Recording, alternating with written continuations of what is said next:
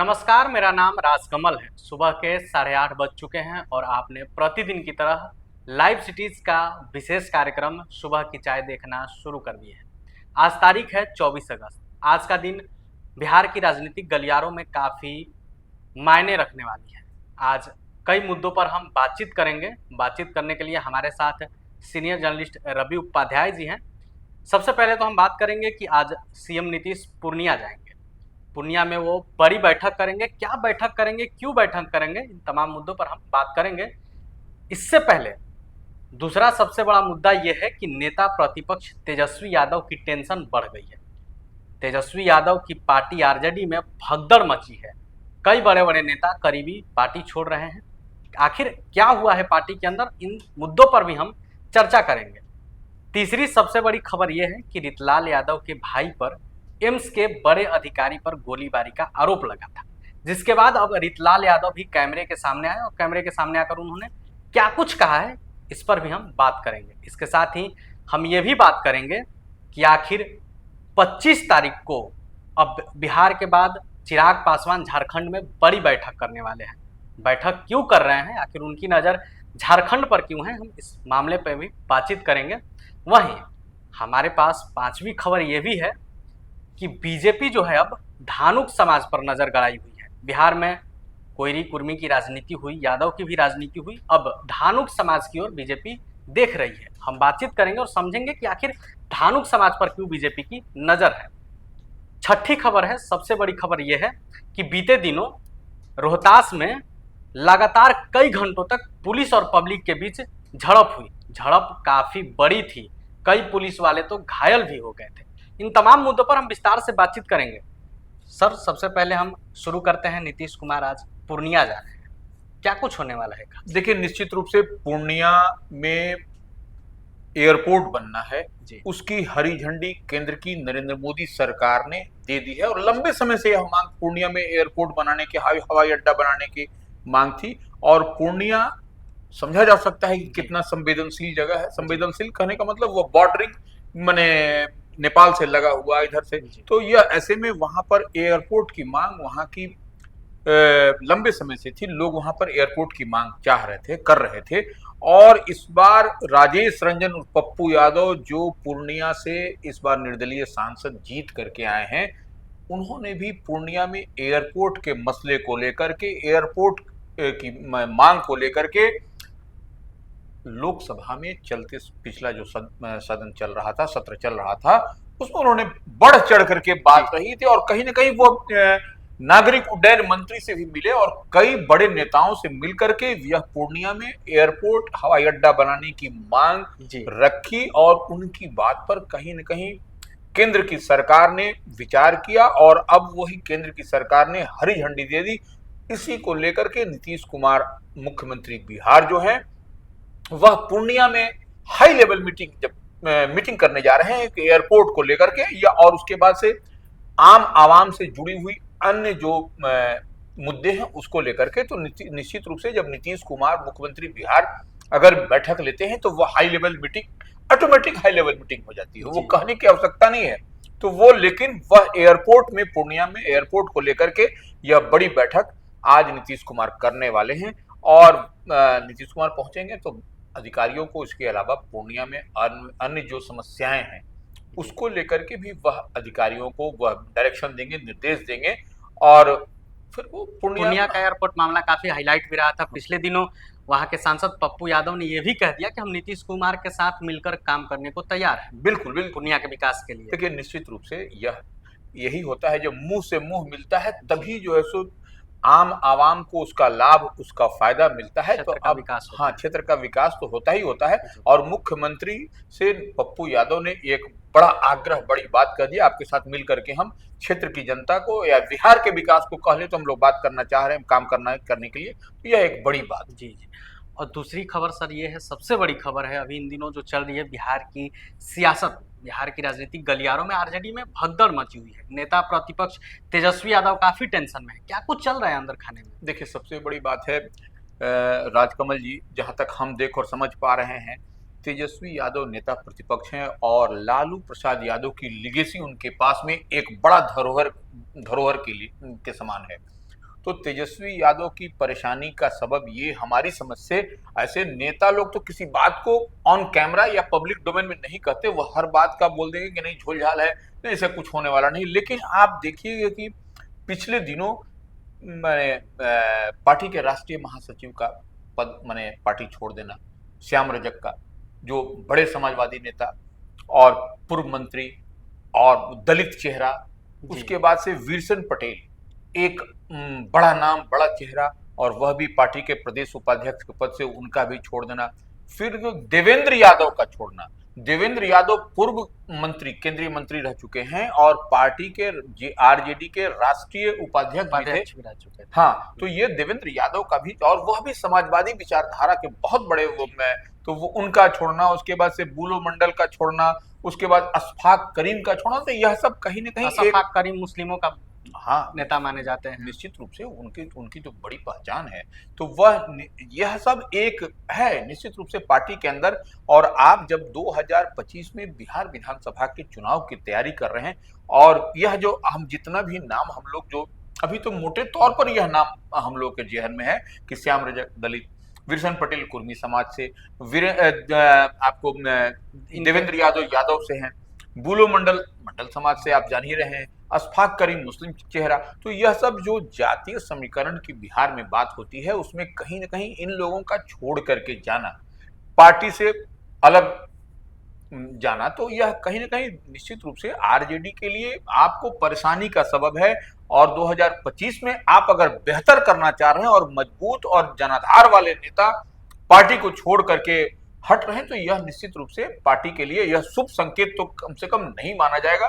तो हमारी समझ से, जहां तक हम समझ और देख पा रहे हैं, तेजस्वी यादव को अगर बेहतर परफॉर्म करना है 2025 में, बेहतर स्ट्राइक रेट रखना होगा, तो इन सब जो छोटी छोटी जो भूल चूक है, सबको नजरअंदाज करके, या इस सबको ऐसा नहीं पार्टी में हो, इस सबको मिला करके तभी पार्टी की मजबूती के माने बढ़ता हुआ दिखाई क्या लगता है अभी और भी कई नेता हैं जो पार्टी छोड़ेंगे? देखिए निश्चित रूप से अभी तो 25 का चुनाव है, तो पाला बदल तो होते रहता है। देखिए पाला बदलना ही है, लेकिन बड़े और जनाधार वाले नेताओं का इधर उधर जाना, यह पार्टी के लिए जोल्ट है, यह एक झटके के समान है, यह नहीं होना चाहिए। यह हमारे कहने का मतलब है। किसी भी दल की बात कर लीजिए, अगर आपको बेहतर कुछ करना है, बेहतर परफॉर्म करना है चुनाव में, और वैसी परिस्थिति में आप इस तरह का अगर यदि कुछ हो रहा है, तो यह आपके लिए परेशानी का सबब है। रीतलाल यादव कैमरे के सामने आए, भाई पर सफाई दी, क्या है पूरा मामला, क्या है? देखिए रीतलाल यादव दानापुर से विधायक हैं और पॉपुलर हैं, लोगों के बीच उनकी पैठ है, उनकी पकड़ है जी। और रीतलाल यादव को जहां तक हम देख और समझ पाते हैं, रीतलाल यादव तो कतई इस विचारधारा के नहीं है। देखिए वह एक कालखंड की बात अलग थी, जब उन पर आरोप लगे थे, कई तरह के आरोप थे, वह तो अलग। अब उनके भाई को जो है सो इसमें इन्वॉल्व किया जा रहा है। तो देखिए जनप्रतिनिधि के भाई है वो, तो निश्चित रूप से अगर in the absence of Ritlal Yadav, उनके भाई ही जो है सो सब काम धंधा जो भी होता है, वो अपना काम धंधा इन द सेंस की जन सरोकार से जुड़ा हुआ जो भी मुद्दा होता है, या फिर लोगों की जो समस्याएं होती है, उसको वही दूर करते थे, वही जाते थे। क्योंकि अब उनके माता भी नहीं है, पिता भी नहीं रहे, तो इस लिहाज से पिताजी जब उनके मुखिया रहते थे तब तो कोई समस्या नहीं थी, तब तो वही सब कर देते थे। लेकिन उनके अब रीतलाल यादव कहीं हैं, तो वो अगर यदि उनके घर के दरवाजे पर, तो निश्चित रूप से जनप्रतिनिधि हैं जी जी। तो जनप्रतिनिधि माने इसको ऐसे भी हम लोग समझें कि पटना में अगर यदि कोई आरजेडी का एमएलए है, तो वह दानापुर से एमएलए है जी। तो क्योंकि इधर तो पूरी तरह से एनडीए के एमएलए हैं जी, जी। एकमात्र एमएलए आपको रीतलाल यादव है, जो कि दानापुर के हैं और अप्रोचेबल है। सारे लोग सुबह से उनके दरवाजे पर, और जाइएगा तो पानी बिस्किट चाय सबको मिलते रहता है, वो कोई दिक्कत नहीं। तो ऐसे में एम्स के जो सिक्योरिटी, हाँ, जो सुरक्षा के का जो इंतजाम देखते हैं, उनके ओर से कहना कि इस तरह का बात, तो पुलिस के पास में तो रीतलाल यादव ने सेम कह दिया है कि हम ऐसा करते हैं, ना मेरे भाई ऐसा करते हैं, पुलिस जांच करे, अगर यदि है तो, अगर यदि है तो हम खुद जो है सो अपने भाई को ले आएंगे।